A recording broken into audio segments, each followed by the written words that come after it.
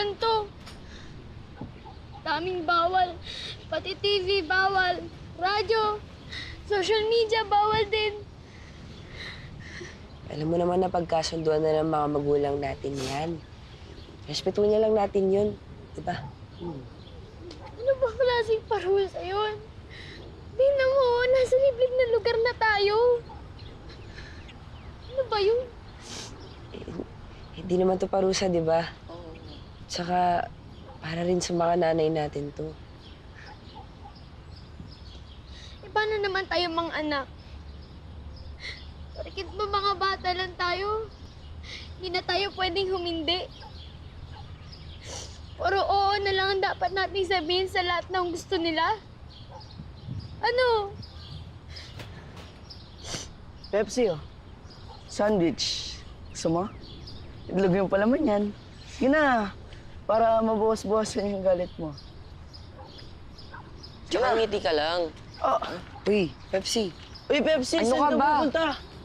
Oh. Saan yan pupunta? Uy, Pepsi, teka lang! Uy, Pepsi! Sandali! Pepsi! Uy, Pepsi! Pepsi! Pepsi! Pepsi, tumayo ko dyan. Pepsi! Pepsi! Baka... Ah! Uy, Pepsi! Pepsi! Ah! Ano nangyari sa'yo? Uy, uy! Ah! Ito. Ito yung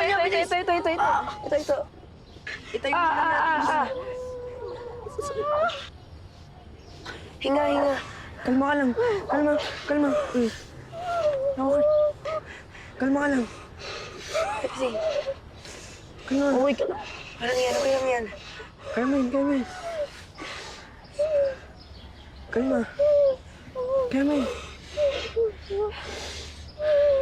Okay ka lang, Agol. Okay lang. Kalma yan. Pinoprotektahan lang naman tayo ng mga magulang natin. Hello ka na, Pepsi.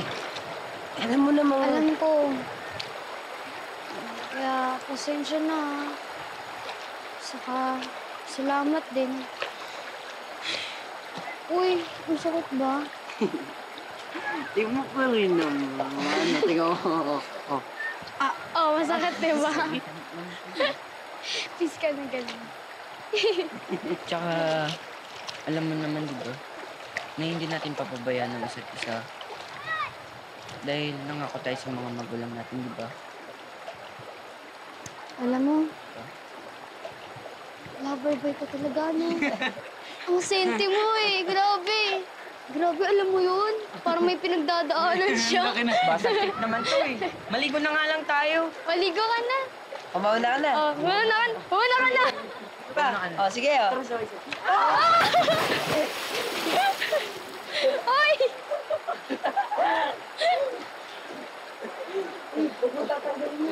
Ay!